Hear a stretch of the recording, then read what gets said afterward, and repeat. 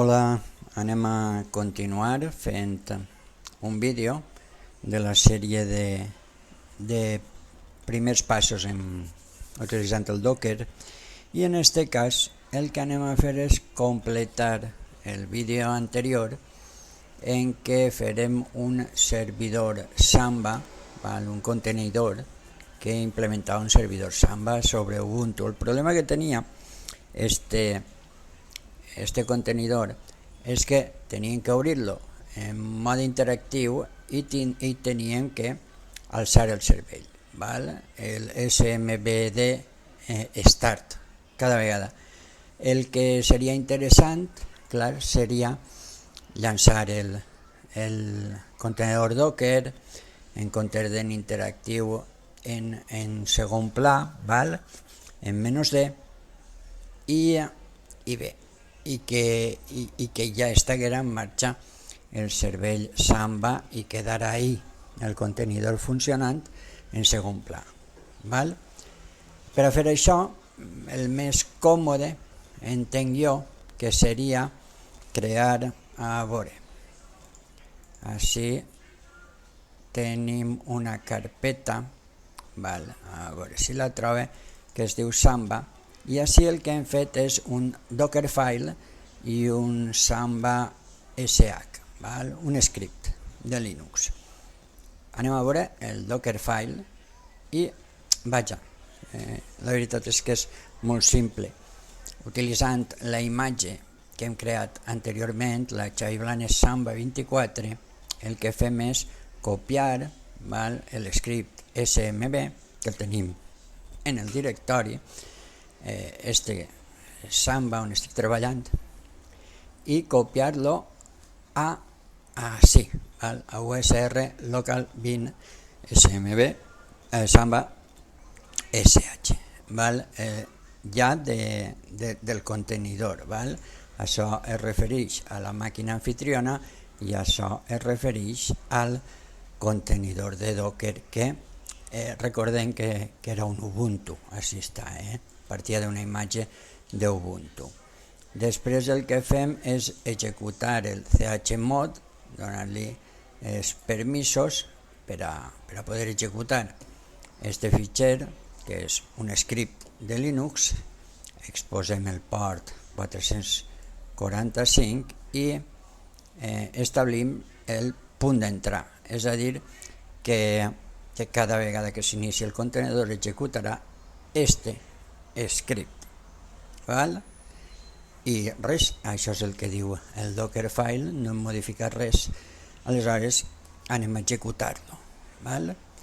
Aleshores el que podíem fer és cd Samba, i així estem, i tenim efectivament el Dockerfile i el Samba.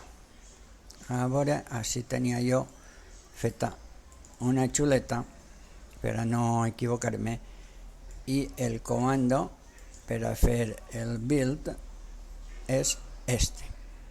Entonces ara el que faré és fer el build i faré el contenidor Xavi Blanes Samba.